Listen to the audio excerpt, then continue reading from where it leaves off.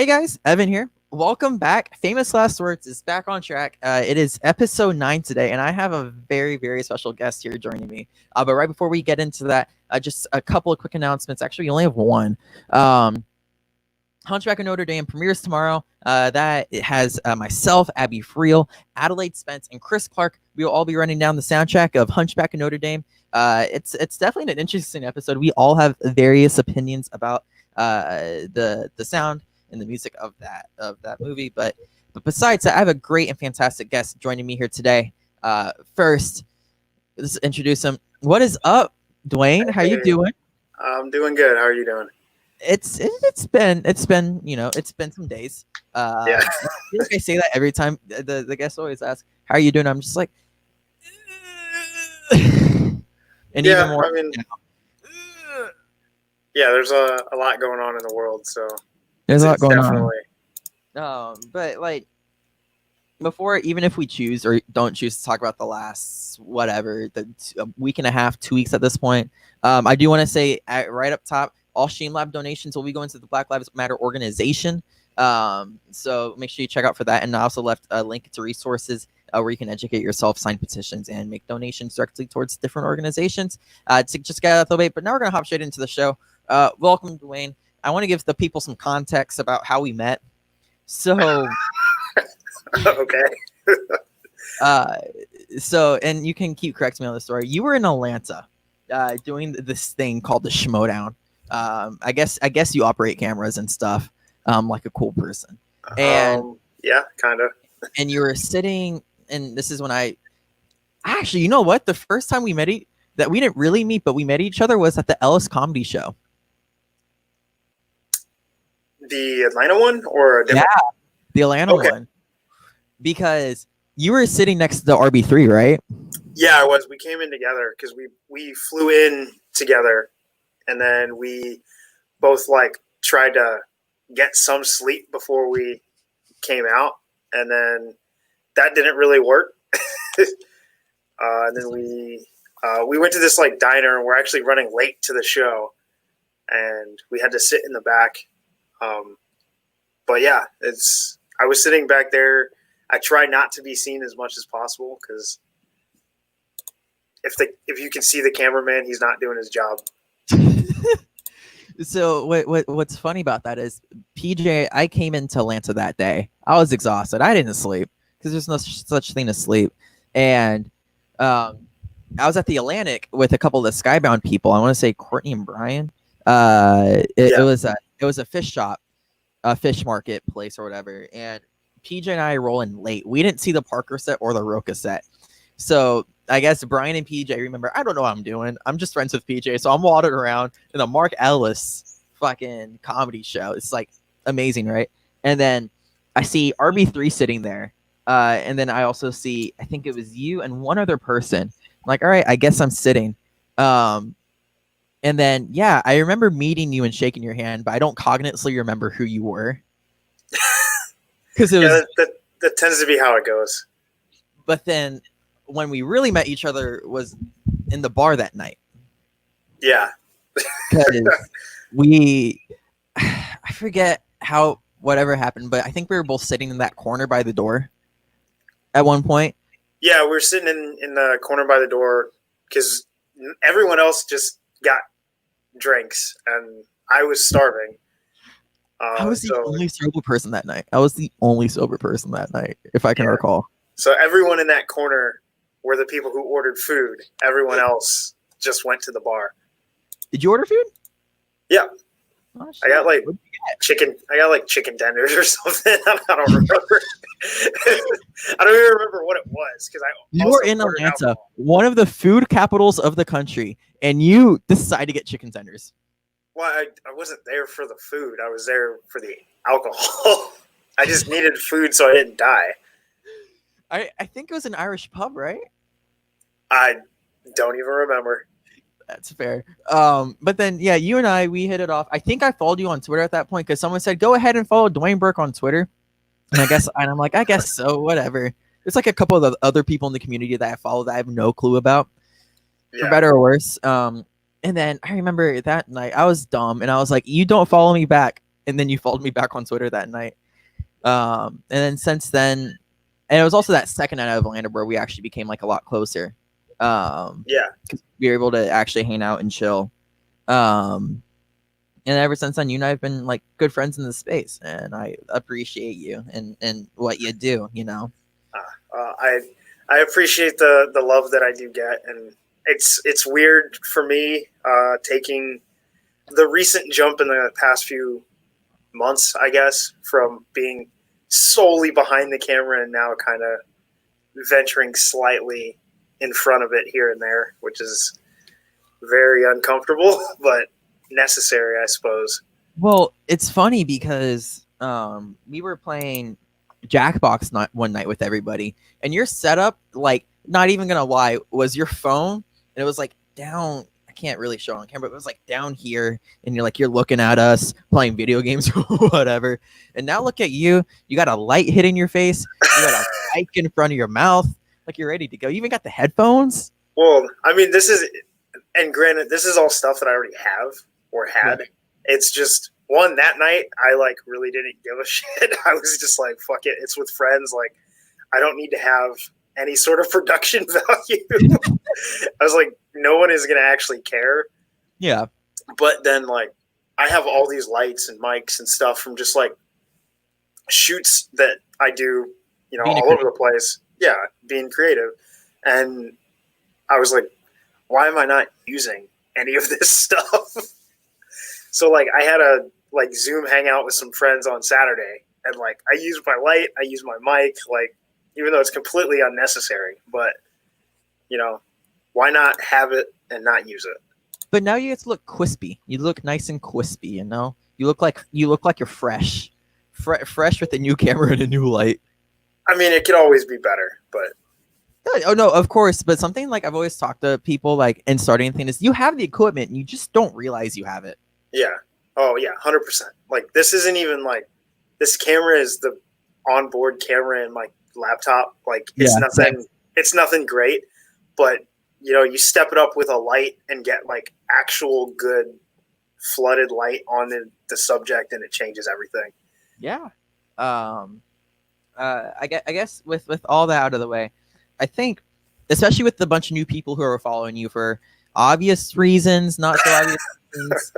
It's I don't want to say mess is the right word, but it's been a couple of days in the community. And you've been at the forefront of trying to make sure that things are being done the right way. Besides all that, how the heck did you even start the whole idea of being behind the camera? Not even the Schmoedown or just in general, like what drives you and like your creative passion, and then we can kind of break that into and get into how you tumbled into the show. Yeah, for sure. So I'm a writer, I suppose, by choice. If I had to pick, I guess. Do you like to tell some nuts? Well, I mean, on top of that, but just writer in general. I've written a few short stories. I've written 2 full-length novels that I mean, I think they're good, but apparently they're not that great. I mean, those are other people's words, not mine. But like, so I guess I'm a writer by trade. And then a couple years ago, so maybe like 3 years ago, I jumped into doing like critic type work. Right. And I started my own website, ran that for about a year. Shit. Which was a fucking nightmare. So anyone who's doing that and continues to do it, like, power to you. Like I coded the website myself. I built it. I was the only person writing for it. I was going to screenings and then doing like turnarounds of my reviews in like less than 12 hours. So like it was just it was insanity. And but it's what kind of moved me into this space. So I don't know if you remember back, this is probably like 3 years ago at this point, when the Schmoedown show had Stardust as a sponsor. That's phase 5. Yeah. So that So I was one of the first people to hop on Stardust, and they invited a bunch of us who live out here in like the LA Orange County area to some early screenings of movies for their platform. And at this point, we had already done the first Schmoedown live show in LA, which is where I met Eric, aka Nerd Chronic. Yes, sir. Which this will play in later. So I started going to those screenings, and I started running into people. Like I ran into Janine at one of them. I think Winston was at one or two of them. I ran into Greg and John from the Real Rejects. And we're actually, those were like my first, I'd say, like really good friends in the space were the Real Rejects. Those two are two of the like most open and just like loving and giving guys. Like they're down for, they jumped into a bunch of my Stardust reactions when I first started to help like give me some clout, I guess, on the platform. It's amazing. But like I didn't even ask. They just like jumped into them. But I also ran into Eric at one or two of them, and he started talking. He had just started doing some of his like fan promos. So this is before he was officially the promo guy. You know what's funny? When he say it like that and like he was doing fan promos and stuff, that means that man was grinding. Like actually grinding. Yeah, he was doing it all on his own, and he shot a bunch of them over to Christian, and Christian finally, what was that, season 4 rolling into season 5, I think. Christian was like, all right, we're going to bring you on to cut the actual promos, because he realized that the 10-minute promos that they had up until that point, you were losing viewers. Like people were switching off after a 10-minute promo. You need a 2-minute, here's the story so far hype piece. Not a this is what happened in the last match kind of deal that what we were getting before that. And then Eric and Raul, who was also going to some of those Stardust screenings, invited me to Spectacular 4. Okay. I think it was the last one. Well, no, it wasn't. Last year's of the year before. So yeah, Spectacular 4, in the studio, and that was my first like live in studio taping that I was at. And then let's see. Okay, then Spectacular 2, Adelaide. I can't. At this point, I've watched so many Schmoedown events, they all start to blur together. Oh. So yeah, it would have been Spectacular 2, because that's right. The first 3 seasons didn't have a Spectacular. So yeah, Spectacular 2 was my first live in studio taping that I went to. I wasn't doing anything as part of the show. I was just there as a fan. Right. And then shortly after that, so maybe like January or February that next season, so season 5, Eric was like, I need to get alternate angles of the entrances and the wins and whatnot in the studio so that he could use them for the promos. Yeah, it's better from a editing perspective to have those. So if you wanted to do jump cuts based on music or whatever, you actually have different angles to actually use that with, instead of 1 or 2 angles to still shot in a following shot. You now have 2 following shots potentially. Well, it's that, and then the cameras, the way they're set up and the way we set them up in the studio, they're not meant to be dynamic. Yeah. Even the one that we use for the following shot for wins and stuff and the entrances, it's really not meant to be a dynamic camera. It's very boring excuse me, like, well, I mean, it is, but it's meant Yeah. to be like a sports type deal, not as much of a like cinematic effort. But that led to, and I still think it's the best promo that we worked on together. The Kalinowski Smets 2 promo, like that, because that shot that I got of Kevin when he said, "Don't tell Peter," that, like, we would not have gotten that shot if Eric hadn't said, like, "Hey, we need alternate angles of stuff." Yeah. And then we wouldn't have got the drama of that shot because for some reason I felt the need to like do a slow zoom on Kevin as he was sitting there, like just wallowing in the fact that he got that answer wrong. And like, Kevin loves that shot. I love that shot. Eric loves that shot. And Eric didn't tell me to do it. He was just like, "Hey man, to shoot what you shoot, I trust you to get it." And I'm like, I like this. This is dope. And then because a long time I thought like I wanted to be writer, director type deal. And then when I started working behind cameras, I realized cinematography is where it's at. Like, doing the cameras, the lighting, like that stuff is so dope to me.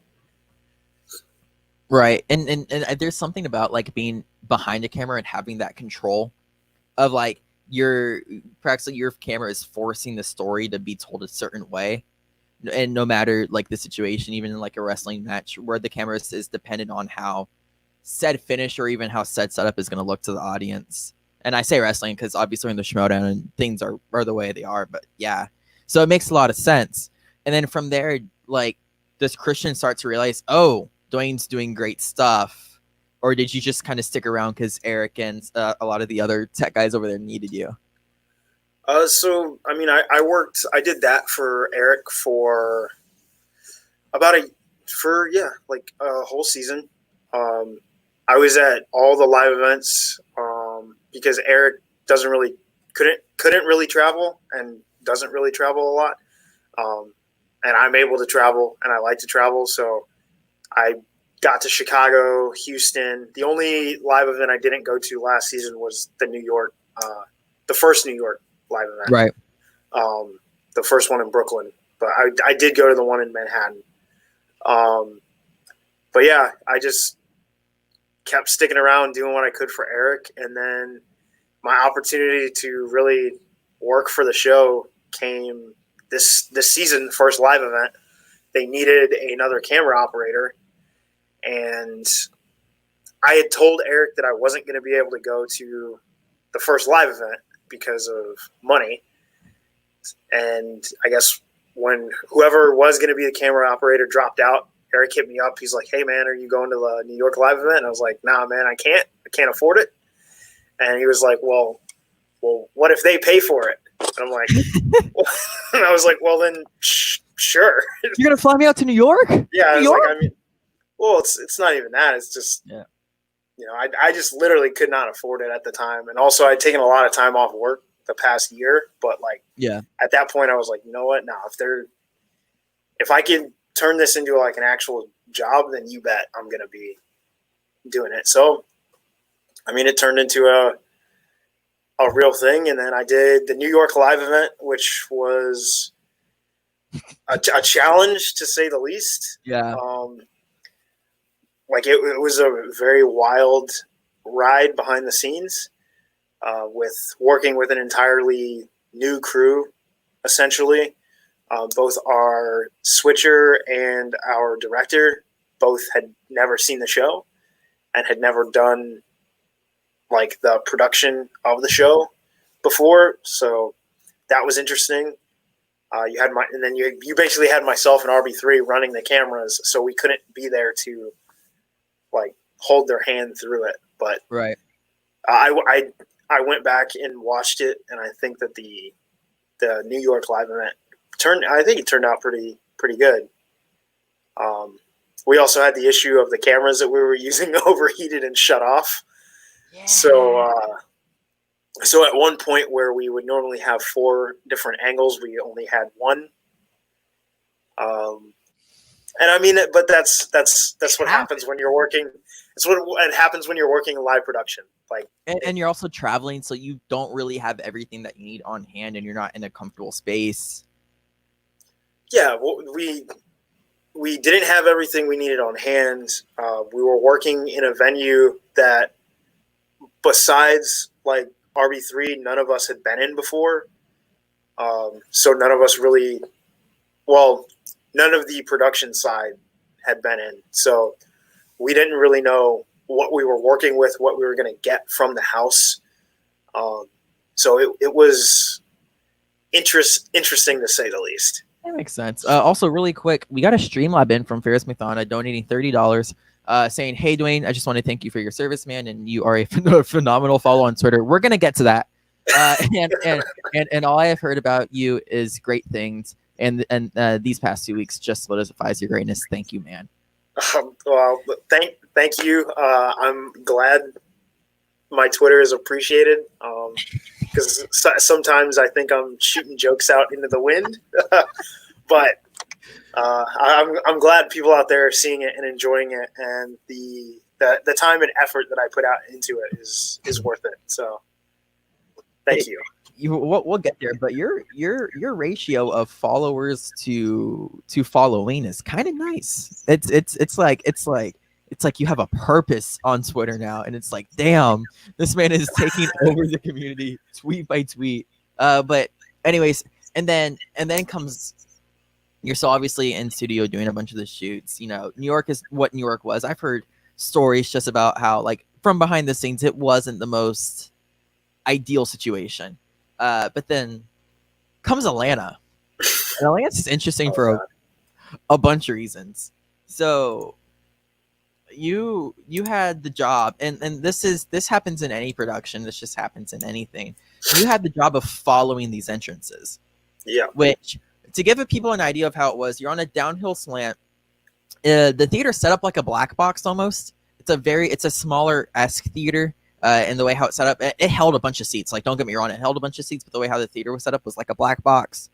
Everything was super tight, and the way how they were following them was there were 2 doors on each side coming from the back, and the entrances where you would walk from the back and then you would come forward. Dwayne's job, and you can get into that soon, was you had to follow these mofos, walking backwards while you had someone making sure your cords weren't getting tangled behind you.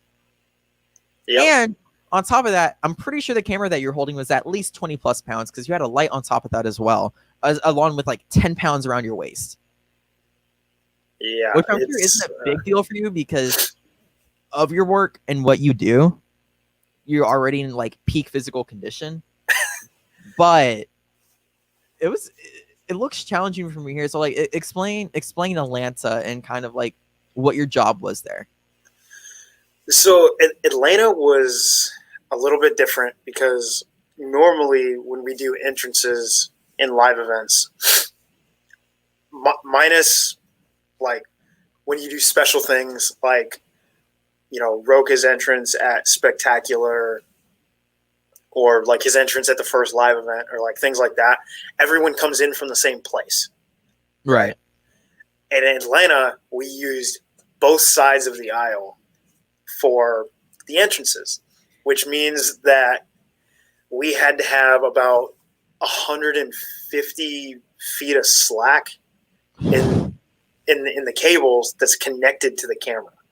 Yeah. So when we originally planned it, we originally planned for everyone to come in on one side. So we set the camera up for everyone to come in on that one I didn't side. know this. And then we had to attach another couple. I think we added like 100 feet of cable, because then Christian wanted to do each side for each match, which, I mean, fine. Like, that's, if Christian wants it, we'll make it happen. Like, that's just the way it is. Like, I mean, we literally tell him, like, hey, what do you want us to do? We'll figure it out. Just tell us what you want, and then we'll make it happen. But with that comes challenges, because we did not have like a 400-foot cable. We had, I think we had 100 and then like 250-foot cables. So with that, when you run the cable, we had to run it on the side of the aisle where the crowd is at against the wall. Yeah. There's the connectors on a couple of the cables. We tried our best to like protect them from people's feet. But at some point during the show, someone kicked one of them. It should just happen. Yeah. So many people there and so many moving pieces, especially if you don't have the right things to keep that. Because what you theoretically need is a black block. I don't know what the exact word for it is, to keep and maintain the cord there so people can actually just step on it versus around it, or even, Yeah. But it's hard to transport that stuff when you're across the country. Well, where we actually put it is we put it on the wall side of the rows. So really no one had to step over it or like deal with it. It just was. But once we started having problems where it was at, I couldn't get to it to fix it because obviously people were in the seats. So we just had to roll with it. So if anyone was watching the live broadcast and wondered why we were on that horrible angle from the back for the singles championship match, that's why. It's because the cable for the camera or for the follow for the entrances, something was up with it. We couldn't really figure out what, but that's why that angle was not available. But that's, again, part of live production. And I mean, it's one of the things that I've been trying to kind of have us take a step forward is with the gear and what we're using to produce the show. Because that's another thing is, like, when I started moving into this side of things, I did a lot of research and did a lot of like looking into what sort of equipment do you want to use for what situations, and like, do we want to continue to use SDI or do we want to get to like a fiber optic situation? Like, there's a bunch of different questions, and a lot of it is driven by money and budget, but like there are things that we can do, and I've talked to Christian about it, and he's open to it, and Skybound's open to it about like gear that we can get for the show that's just going to make the show better. Yeah, it just takes time. It takes time, and it takes the right moments too, because a lot of those you have to have the specific budget for the specific time to actually like let it happen and be a thing. But obviously, with all this being stuck at home, things are different, And shout out to Eric saying that we have the steady hands. Shout out to Pull Focus. That's all I'm gonna say. Shout out to Pull Focus. Yeah, that's one of the most nerve-wracking things that I have to do. And for anyone who doesn't know what he means by pulling focus, it's when you adjust the zoom or the distance in which the subject is away from the lens. Changing the focus like on the fly is pulling focus. And I'm getting when you have situations where, like, as Eric was describing the entrances, where I'm walking backwards as someone is walking towards my camera, they tend to not keep the proper distance away from the camera because people always forget they walk faster forward than I walk backwards, on top of the fact that I have a person behind me that I have to make sure is out of the way before I can take a step back. So when that gets messed up, I have to adjust the zoom and the focus. And what I've got into the habit of doing is being able to adjust two rings at the same time with two fingers at the same time, which is like not the way you want to do it. But since we don't have throw levers or follow focus knobs, like it's what I have to do to get the shot. You gotta do what you gotta do. You gotta make use of what you have. Make use of what you have, and just freaking go with it. We were, I want to say it was like 3-4 years ago at this point. I was shooting a horror movie with a friend, and the concept was, you see these kids running, right, and they're running backwards, and then all of a sudden you see a clown come towards you, and practically you have to focus super quick on the clown at the second after the kids run past you. And it is the most challenging thing because it's all about timing too. Because if you miss time it, you're out of focus, and the shit does not look crisp. But anyways, so now that like people know a little bit about your journey in the Schmoedown and like how you ended up here and why I guess you're in the community in the first place. I kind of like want to jump into like, who the hell are you? Because I feel like I know who you are, but like if you had to like describe yourself to the general person without obviously giving away too much or not enough, what would you say? I don't know. That's a Hefty. hard that's a hefty question. Who am I? It's like an entrance exam essay. Like who are you? Harvard.edu. Right. Who are you? I would say that I'm driven, hardworking person that like I like to have fun and sometimes too much fun, but it never gets in the way of getting the job done. Or as some people have seen, as light and fun loving as I can be, I'm not above doing the right thing and holding you to it, like holding people accountable. Because that's one thing that I think we have a real problem with. Not in the community specifically, but just in the world in general, is like the way we treat each other is not it at all. Like we are really shitty to each other, and we're all we've got. So I think people are really afraid to like call each other out on what they're doing or what they choose to say or don't say, because like you're afraid of those relationships fumbling, even though the better thing would be to do is tell your friend, hey, you're not being cool right now. Yeah, it's one of the things that we're all a little afraid to rock the boat. And right. And I've been, I don't want to say guilty of it, but even I've fallen into that trap. In this community, in work outside of this community, everything, like I've fallen into it as well. But like, you eventually reach that point where you realize like you have to rock the boat, and if rocking the boat isn't enough, then fuck it, tip it over. Like that's right.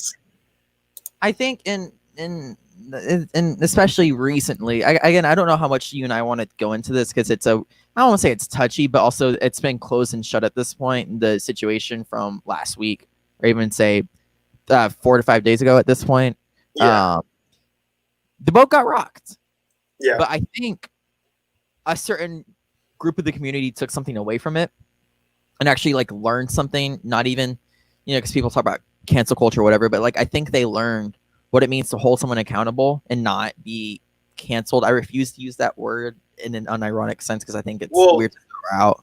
I can't remember who I was talking to about it, but I was talking about that situation and cancel culture and the difference. Because like for me, cancel culture comes from a place of like entitlement, right?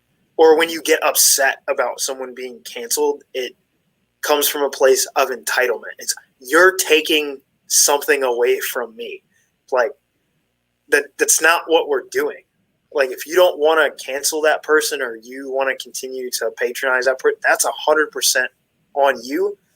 But you need to understand the people that you're supporting and what they believe in and the ideals that they support and the things that they are putting out into the world.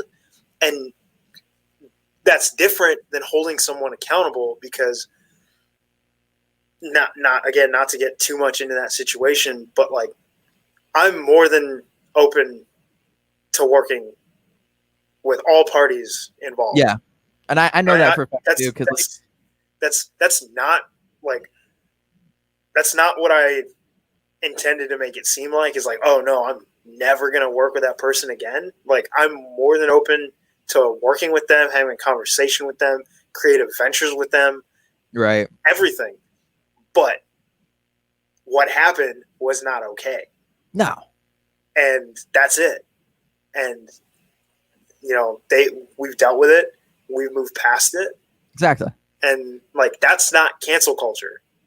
Anyone who thinks that that's cancel culture doesn't understand and is really coming from a place of privilege and entitlement and didn't understand, like, they have some soul searching to do and need to do a long look in the mirror, because even with all the words that were thrown back and forth, some of the things that I've seen come out in the community, like, that's so what I will address is the statement that I put out in the Facebook group. I put it out on Instagram. I also put it out on Twitter.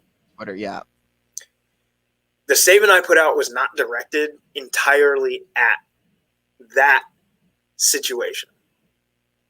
It was directed at the community as a whole, because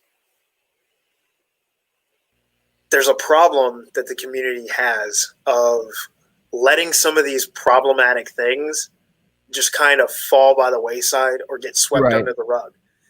Like, the way we've treated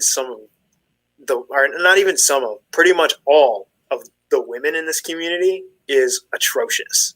The way that we have treated all of our LGBTQIA plus members of this community is atrocious.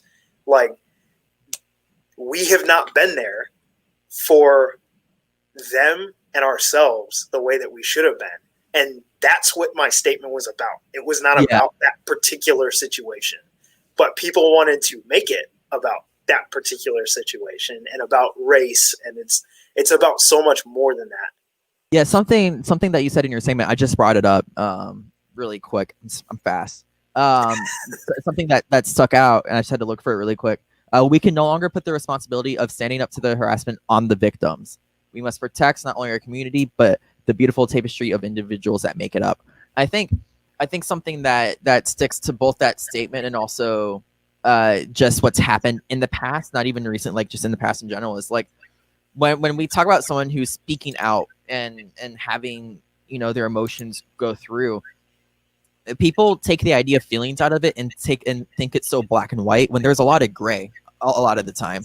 And like, what happens is when you try and talk down to someone whose emotions are completely valid, you make them feel invalidated, and you don't look for a way to either progress and help them, give them a better environment to feel like that they can work and be a part of, or you just end up crushing and making them feel more invalidated than they already were in the first place. And like, that's the biggest issue, is I don't think a lot of people take LGBTQI plus plus peoples or women's or even people of colors, specifically right now, by people's like voices, and make sure they're completely validated. Rather, I think I read a bunch of, why don't you just stick to doing movie reviews or whatever, and like, that stuff pisses me off. And I read that, and I've read that this week, and I'm like, well, what are you doing? And like, these are these people's emotions. This is how these people feel. Why don't you feel more sympathy, at least, for them? It's hard to be empathetic because it's impossible to put yourself in someone else's shoes. That is a very hard thing to do. At least feel sympathy and try and figure out either within yourself or call out your own community and tell them to be better. Like, that's just in general where my head's at. It's like, at least have the sympathy, Well, I mean, it's that, but also I feel like when someone comes out and comes forward and says, this happened to me,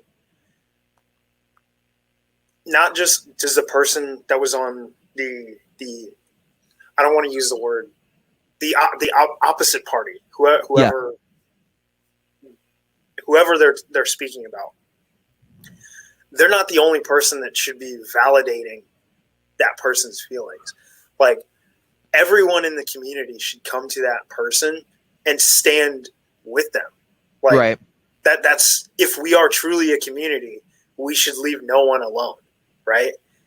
When we have racist members of our community, if I call it out, right, I may be the initial person that calls it out, but everyone in the community should be right there next to me saying, that's not okay.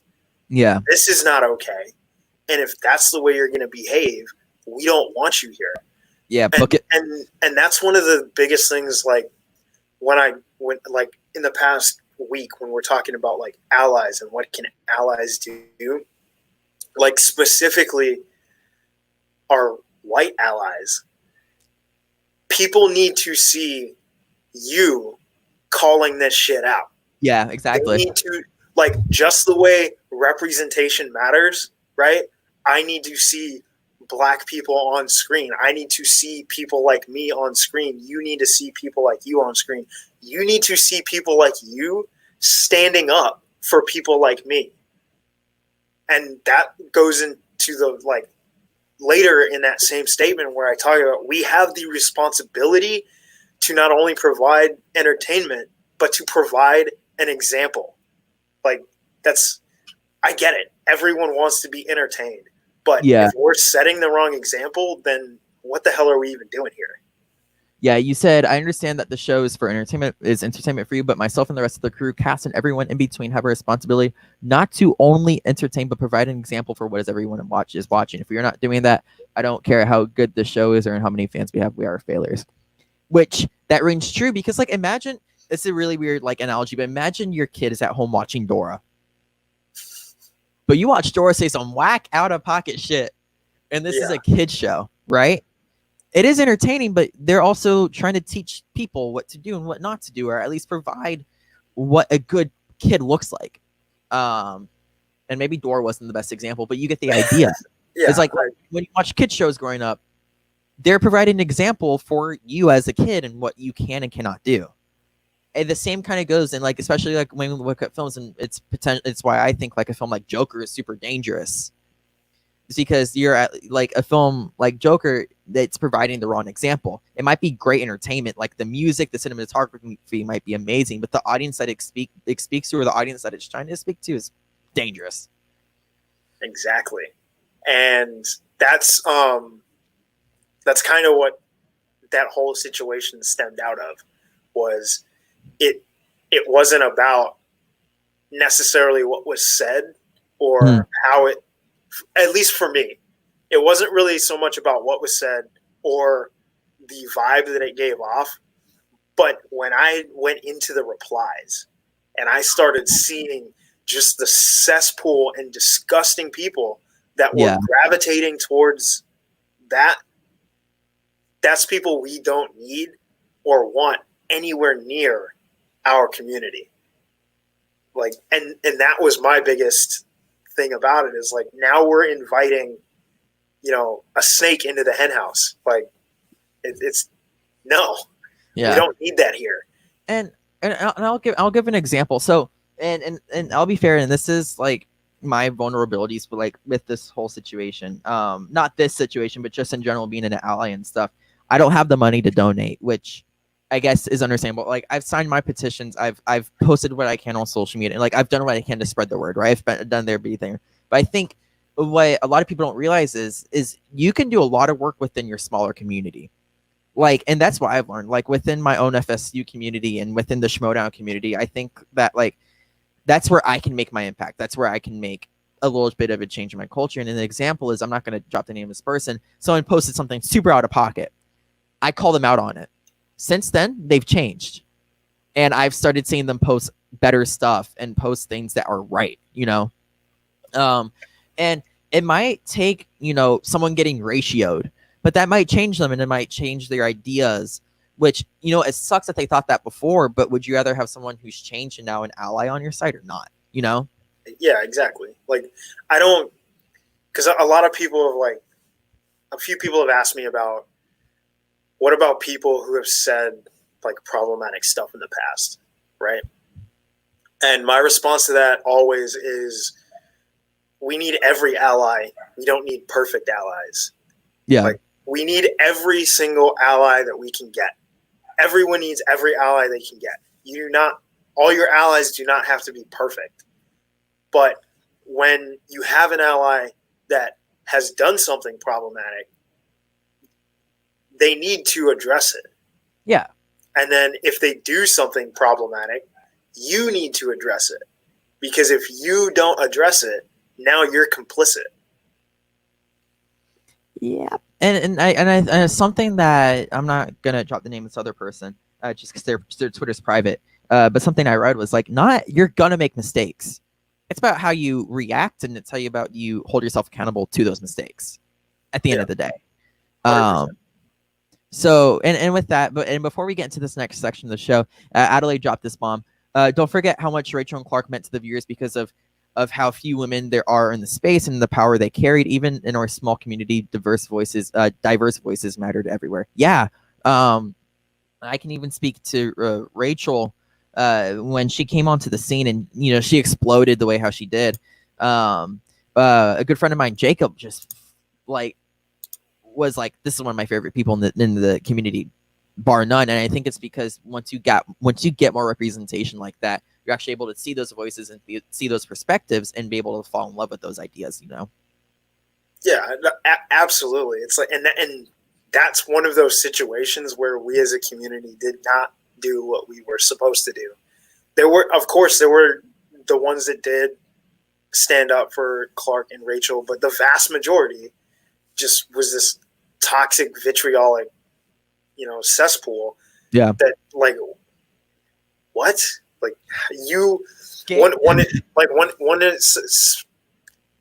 Somebody came at me on Twitter the other day, and I can't remember what their exact comment was, but then I hit them with something, and then they called me like an idiot or something they called me a retard. And then, yeah. So I their words, not mine. I do not I don't want to put that out there. They're like, I'm okay with that word, but that's literally what they called me. Yeah. And this was following after they just said that they're not a bad person. So I saw this. So I called him and I was like, "Oh, I thought you weren't a bad person." And then he said some stuff, and then I basically was like, "Okay, so maybe you aren't a bad person, but I know for a fact that you would not say what you just said to my face." Oh yeah. So at best, you're a coward, because I know everything that I just said, I would happily say to your face. I can confirm that too. You would. And that's one of the things that and I mean, Christians talked about it. There's been a lot of talk about it. It's like the discourse and the way that you talk to people online and the way we treat each other and we talk about each other. We're not willing, or we don't take that second to think would I say this to someone's face? Yeah. Everything I say, I know I'll say it to someone's face. Guaranteed. I won't put it out there if I'm not willing to say it to somebody's face. Every single, even for those of you who follow me on Twitter, the wild stuff that I say, he knows that I will say it in person, to people. I have no problem with it. All I'm going to say, I'm not going to say any more than this one Uber ride in Atlanta. That's it. Let's not talk about that. That's it. That's all I'm going to say. And from there, just to the 7 viewers right now, we're going to be taking some questions, anything related to Schmoedown, anything that you want to know about Dwain. He'll say as much as he can, because I know work kind of keeps you sometimes with tight lips, which is fine. It's respectable. Big man out there in SoCal. I get it. But yeah, we're gonna take some questions, and then we're gonna do the segment now. In case if we want to fuck around near the end of the show. So, you've seen the show. Yes. You kind of know how this works. We do a segment called Famous Last Words. It is the name of the show, which is over there. Where practically, if you had to give your famous last words in any situation in life, or just kind of like a statement that you kind of live by, what the heck would they be and why? And then I'm going to hit you with a reaction back, or my own famous last words. Okay. So my famous last words actually are on this plaque behind me. But it's "fuck it, it'll buff." And the reason for that is whenever something goes wrong. Yeah. Right. My reaction to it is always, fuck it, it'll buff out. It don't stress. Take a pause. Take a breath. It'll buff out. Yeah. It'll be okay.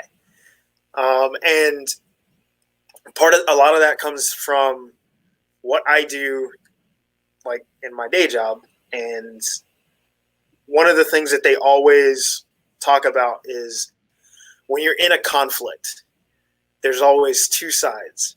Right. Your side and the other person's side. And every action you have, they have a say in what you're going to do because their actions shape your actions, right, just as your actions shape their actions. So whenever something goes wrong, wait, because maybe they'll make a mistake. Exactly. And then you can capitalize on that mistake. So just whenever something goes wrong in life, just wait a second. Don't immediately take that like first reaction that pops into your head, because maybe if you wait a minute, 2 minutes, 5 minutes, something about the situation in the world is going to change, making whatever happened not even important anymore. So those are my famous last words. Fuck it, it'll buff. That's amazing. That might be one of the best responses I've gotten so far on the show. You did your goddamn research, you son of a bitch. God, I was gonna. Okay. You and I every now and then we like to play Mario Kart. It doesn't happen often recently because obviously things are a bit more busy and we're all trying to take our own alone time at the moment, just because the world's upside down for the better, but the world's upside down. But you and I like to play Mario Kart every now and then. With some friends. And Chronic, Eric said, yeah, those are some words to live by for those times. Yeah, especially in production. True. Either something comes up or you have a new yeah. You're right. And we like to play Mario Kart, but it's usually during the Jenner Boy hours. Like for you, it might be 12. You're 12 o'clock. It's my 3. Yeah. So instead of going to bed, my famous last words are like, yeah, fuck it, I'll play. And it usually ends up me being awake until 5 a.m., which means I don't wake up the next day until 2. And I just repeat the cycle of living probably the worst sleeping schedule that's known to man. Yeah. Though that is my famous last words. Fuck it, I'll play. So instead of fuck it, I'll buff. Fuck it, I'll play. I mean, it's a similar mentality.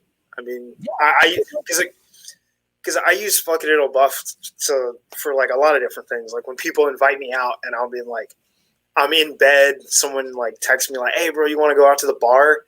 I'm like, fuck it, it'll buff. And then I'll like shower real quick and head out. Like, you know? Yes, sir. And even to that point, I didn't go out. I don't know how much you knew this. I didn't go out that much in college for a while. Like my freshman year, I didn't go out. Beginning of sophomore year, didn't go out. And at one point, my friend says we're going to a Stevie Aoki concert. The words "fuck it, it'll buff" or "fuck it, we'll play."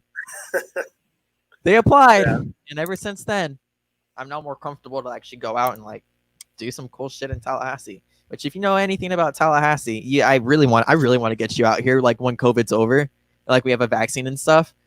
Woo! It's a time. I mean, I'm down. I don't. Well, I also have some other people that want to get to Tally too, so we'll talk about that later. But yeah, it's something I'll tell other people. Everyone has that wall. They have a guard up. Everyone always has that guard up. Whether it's a social outings or even just like trying to talk to a friend and like you want to tell them something, but you're afraid it'll rock the boat. Yeah. Let your guard down. Go. The worst that happens is you either find something that you'll love or you move on to the next thing. As my dad used to always tell me, it's like the worst thing that can happen by living your life is living. Like, just do it. Like, the worst thing that'll happen is you've lived a little bit more life. You've got a story to tell. Maybe an experience you don't want to repeat, but still an experience. And that holds value, whether you like it or not. All right. So really quick, Adelaide, we're not addressing this. Sorry, not sorry. What we will address, I've been saving this. I didn't tell you about this because I thought you wouldn't want to do this. So we're going to do it anyways. Okay. We're going to go through some of your tweets. Well, real quick, Adelaide, next time I see you in person, oh no, remind me, and I'll give you like the short version of the Uber ride. I'm not going to give you the full rundown, but I'll give you like a 1-minute synopsis of the Uber ride. Which means you'll get 5 minutes.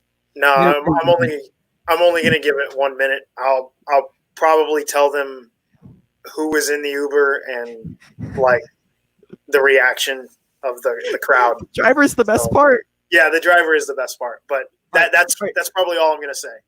Anyways, so you and I, your follow on Twitter might be my favorite thing. Like it legitimately might be my favorite thing, and I don't mean that to like hype you up, but you're known for this in the community for saying things. What are the big words that we use? Out of pocket. Out of pocket. Is you when you asked me earlier? I probably just should have said I'm out of pocket, and that's all you need to know. True, but we're gonna go over a few out of pocket tweets. You don't have to go all the way into what you're thinking you're saying, but like I want to get your headspace when you make these tweets. I'm the only one who liked this tweet, but it's a masterclass. Oh no, I'll give you my entire headspace. You quote tweeted this. It's National Sex Day, and the only thing I know is fucking sad. I'm fucking sad. And Dwayne said, I wish I could surprise you all, but... Yeah, I mean, I'm single and lonely, and it's COVID, so I don't know what anybody expected, but for tonight, it's nothing but me and Mrs. Wright. I really need to stop liking your tweets because I'm the only one who likes them, but this next one. Why are people attracted to you? Dwain Burke. These are all my recent ones. Hasn't happened yet, but I'll keep you posted. True. I mean, Dwayne, I swear to God, you can't be saying these things because it's not true. All right, we're gonna keep going here. Nope, you roasted someone there. These aren't even like my greatest hits. I know. I forgot. Your Twitter is full of a lot of resources that people need to know about, and like. Oh yeah. And a lot of stuff. Oh, this is a good one. This one had me dead. I read BIPOC as bisexual person of color every time. I actually when I first dude, same. When I first saw it, I thought it was the same thing, and then I processed it in my head. I didn't look it up or have anyone tell me, but like I realized like, okay, everything's capitalized. That means it probably means something. And I was like, oh, okay. What's it mean? Educate me. It's Black Indigenous people of color. Okay. Understood. That can make sense. But bisexual people of color is so funny. Because you're just like... The worst part about that is like... Not the worst part. The funny part about that is I know there's a community out there that would make that a thing. Oh, yeah. 100%. 100%. And those people are my favorite pocket of people because they're just so ridiculously funny for no reason. They're so extra for no reason. All right. So you and I need to talk. There's this chart going around. I haven't put my number out in public because I'm embarrassed. I'm not embarrassed. I just don't know if I want my numbers out there. Oh, I put mine out there. 91. Yeah. What are you doing? I didn't go to college. Okay, but what are you doing? That number is huge. I didn't go to college. That's the only reason I didn't do all of them is because I didn't go to college. So you're saying I'm going to be able to do all of them by the time I graduate? I don't see why not. Well, I mean, you're going to have to. Well, you go to Florida State, so you're going to have to do quite a bit to get suspended. I don't. Well, actually, no. I could join a frat. Let that frat get shut down. I mean, that won't get you suspended. Okay, true. All right. Also, another donation coming in from Michael. Okay, you're getting all the love tonight. Mike donates $50. Thank you for your service, Dwayne. You've been a great new addition to the Schmoedown community. I mean, I wouldn't call myself a new addition, but I appreciate the sentiment. Like I said to you, your public presence. Yeah, that is true. I've purposely kept myself kind of behind the scenes and not. But I think this is going to wrap things up. Putting it out there. We're gonna have you back on the PJ Campbell Network for sure. I don't know on what day. Famous Last Words has a scheduled booked to where I have no one booked for next week. Actually, I do, but we'll get there. But I have no one booked for the next 10 weeks. So that means I'm gonna have like John Travolta on. We're gonna have people like Cher. We're gonna have Taylor Swift on at 1.2. It's great. And we're gonna wrap things up. Dwayne, your setup's looking killer. So thank you. I know you have something set up, which is why I mentioned that. What the heck are you doing soon? If you can announce it. I don't know if I can. I don't know if I can announce it, but I'm pretty sure that they won't mind. Because I mean, there's no such thing as bad press, right? That's right. But this week I think it's going to be this week's episode. I'm recording my second appearance on the First Cut, the Meaning Of podcast with RB3, Andres, and Sabrina. I'm not going to tell you what the subject is going to be, but it's a subject that's near and dear to my heart. So if you'd like to check that out, please do. And if you haven't already checked out the episode I did with them on Eddie Murphy, go check that out. That's right. That is a really good episode, actually. So, also, I high key recommend, because that's gonna be 4 of the funniest people in this space. They all have different senses of humor too, which is the best part. Oh yeah, completely different senses of humor. Me and Sabrina have a pretty similar sense of humor. Your Twitters are very similar, like ridiculously similar. Mine, I think, is a little bit further out there than hers. Yeah. But I think that's to keep the weirdos out of her DMs. and I don't really mind the weirdos. I just like they're entertainment. I just fuck with them. Like they'll like one day I'm gonna get exposed for all these weird DMs that I sent weirdos who sent me dick pics. I don't know how that happens to you. I have only ever I guess ever is a different story, but I've recently speaking, since I've done this YouTube experiment again, I've only had one weirdo in my DM. And luckily I shut him down. I was like, bro, no, stop. Just stop now. I have had quite a few weirdos in my DMs, like even prior to appearing on camera. But that being said, like, most people are nice and respectable, and yeah, I mean, I would appreciate it if you stayed out of my DMs and just hit me up on the timeline. But like, if you feel the need, I guess, shoot your shot. No. We've talked about this before, and I've done this before. We have proof that I've done this before. If you're gonna do it, have the guts and have the confidence. Oh yeah, yeah. If you're shooting your shot in the DM, not only are you scared of what people are going to think about you, you do not have the confidence in order to prove that like you actually think you deserve to like have a date or something like that with this person. Oh yeah. I mean, I think I've only shot my shot in the DMs once. And that's because it was on Instagram, so you can't really shoot your shot on the timeline. You make a fucking story on it. The Instagram story. Yeah, right. But also it's like it's someone I also know, like, yeah, personally, so it wasn't like that's different. It wasn't like shooting my shot at a stranger in the DMs. Yeah. Like, we were just talking, and then like I was like, you know what, I'd like to ask you out on a date. Let's go. Like, and I was like, let's go. And then COVID happened, so yeah, it never happened. Oh, that was yeah, it was pretty rough. And something I'll say to a bunch of the guys out there, because I think some people in this community need to hear that. Do not tell a girl that you like them before you even like talk to them. Ask them out on a date. That rejection is easier, and that approach is easier. Just ask them out on a date.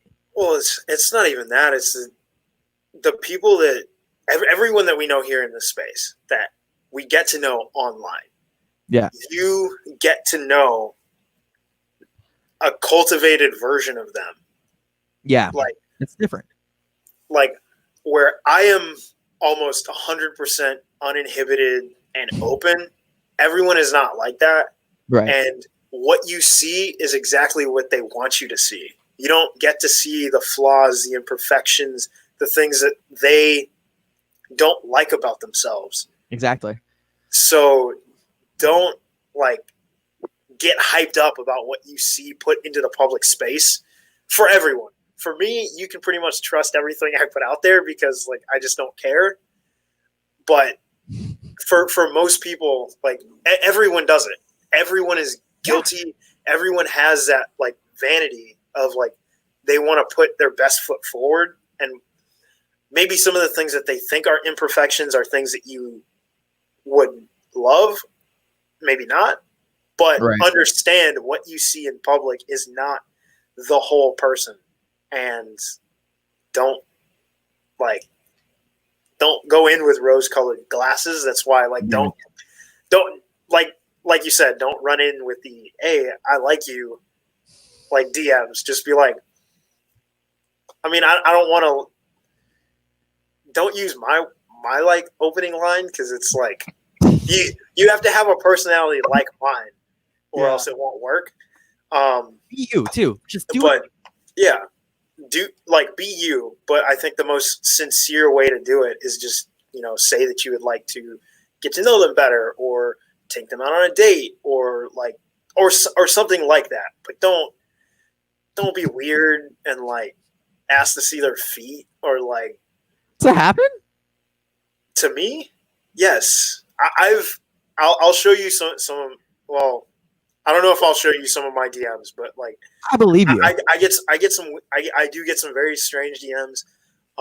I've gotten some. I get at least like 2 unsolicited dick pics a week. Bro, you Poland in a weird way, which is not no, you won't. Like that's not a good look, fellas. That's like, and to be honest, ladies, or whatever you identify as, unsolicited nudes are not the move. Especially like not artful ones. Like put some effort into it. like I was talking to some friends this weekend about it. Like I'm not saying that I've never color corrected a nude, but like edit your nudes. Like you edit a picture. I have. Like you edit a picture before you put it up on Instagram. So like, why wouldn't you edit something like that before you put it out there? Like you don't know what that person's gonna do with that picture. No, so and like you're exposing yourself too, and like most people are superficial enough, not like that. No, these aren't shots. It's just true. Are superficial enough to edit themselves anyways before your presence is out onto any type of social media. So if you're gonna expose yourself like that to someone else, do the same fucking thing. Yeah, like don't take nudes in the bathroom with your toilet in the picture. Like I mean, like the basics, people. Basics. But yeah, I hope that satisfies Abby's out-of-pocket quota that she wanted for the show. I don't even know if she fucking watched today either. She said she was gonna watch. She's here. Oh, I mean, she'll watch it on the replay probably. But yeah, that's our quick little dating advice. If you're gonna do this thing online, which stressful. It is very stressful. Yeah. It can be worth it. It is very stressful. Be respectable. If someone turns you down, don't turn into that guy, but I feel bad. Don't do that. Just be forward. Just be forward. But don't be so forward you make someone uncomfortable. And if you do that, apologize. Be a good human. Yeah. And if you do make someone uncomfortable, like, respect that shit. Yeah. Like, and everyone has different boundaries. Every person is different. Yeah. What makes one person uncomfortable makes someone else,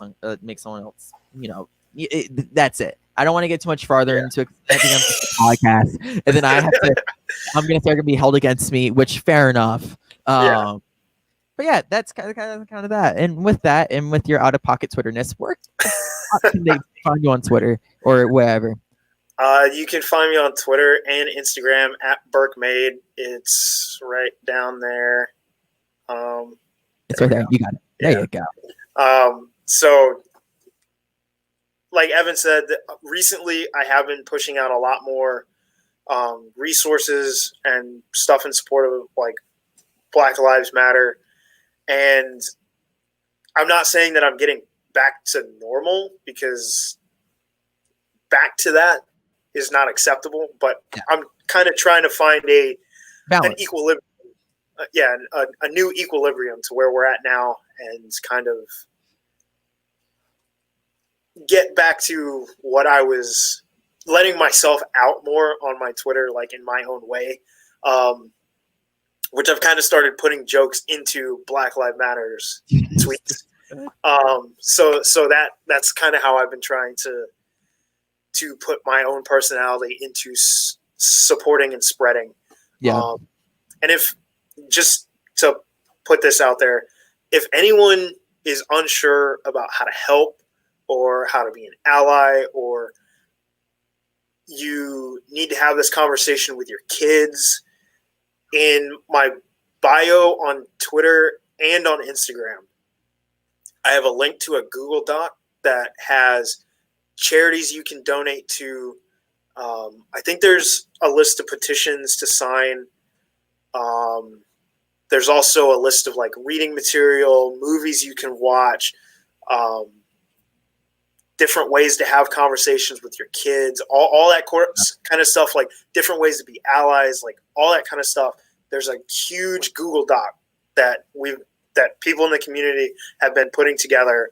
So check it out if you're looking for something like that. And then also just follow me on Twitter, and you'll get resources all the time. So yeah. Again, Dwain, thank you so much for coming on. It was a bit of a last minute thing, but like, you've been knowing I've been trying to get you on the show for a hot minute, because I miss your face, dude. I really do. But with that, I'll talk to you later. All right, man. All right. Really quick, guys. Couple announcements, and then I'm gonna troll Dwain after this. First, thank you guys so much for watching. This is really cool. I like having my friends on. It makes the conversation a lot easier sometimes. I love Dwain to death. I also quickly one more time want to shout out Ferris and Michael for donating tonight. The $80 that was donated in total is going to go straight to the Black Lives Matter Foundation, along with Michael K's $100 from 3 days ago on Family Game Night. So again, thank you guys so much for helping raise this money. It's really important, I know, to all of us here at the PJ Campbell Network, that like we can support in the ways that we can. And with that, make sure you guys check out Hunchback of Notre Dame tomorrow, featuring Abby Friel, Adelaide Spence, and myself with Chris Clark, as we talk about the soundtrack of the Hunchback of Notre Dame. And then the big announcement, final Famous Last Words has its 10th episode. It's coming. And who's the guest? The one and the only Chris Clark, the only one that has all these graphics, the one that makes it possible, the one that really helps run the PJ Campbell Network as fluid as it does. I'm really excited to interview him. We've been friends in this space for a long time. And it's time. And I think the 10th Annie of the show, it would just make too much sense to have him on. And with that, you guys can follow me at Twitter, Evan DeGraff Live. I'm doing what I can to provide resources, to provide kind of my own perspective on things recently. Again, Black Lives Matter, and do yourself to due diligence to actually understand what defund the police or abolish the police mean, because there's a lot of misinformation going on, especially in mainstream media. I hate using that word, but like mainstream media is making it seem like a far more radical idea than it is. I highly recommend watching yesterday's Philip DeFranco show to actually get a general understanding of what it means, and the facts that like it's a slow process. It's not something that's an overnight change. The police is defunded like 50% or whatever. That's not what people are calling for. I just wanted to get that out there because I've been on that kick for the past 3 days now. Actually educate yourself, so then you can actually make an opinion on that, because if you're not educated right, then your opinion is sadly invalidated. But with that, you guys follow me on Twitter there, and I'll see your faces. See you guys next Tuesday. Bye bye.